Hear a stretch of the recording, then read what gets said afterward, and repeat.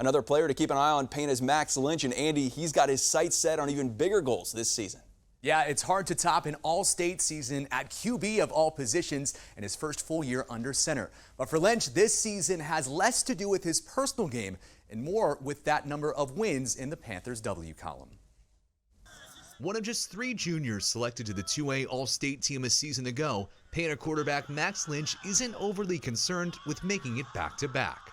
I stayed in my head for about 2 weeks maybe, but that loss to Nashville stuck with me a lot longer than that.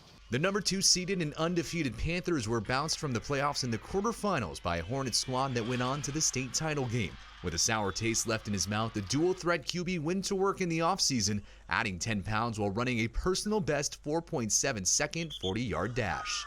Pretty much every day after school, we come out here, throw some routes. A lot more faster, stronger. It's paying off.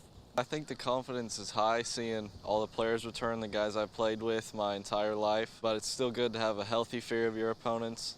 Still want to outwork everyone. Lynch's 2021 was equally impressive through the air and on the ground, throwing for more than 1,500 yards and 19 passing touchdowns. But the run game is where he showed his athleticism, rushing for over 1,300 yards and 20 more touchdowns, single-season school records for both.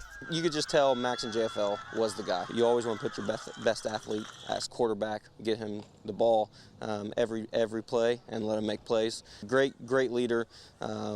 Doesn't get overly emotional about anything, and so very level-headed and just makes great plays for us. I always want the healthy fear to overweigh that feeling of accomplishment, because once you feel accomplished, you don't start working.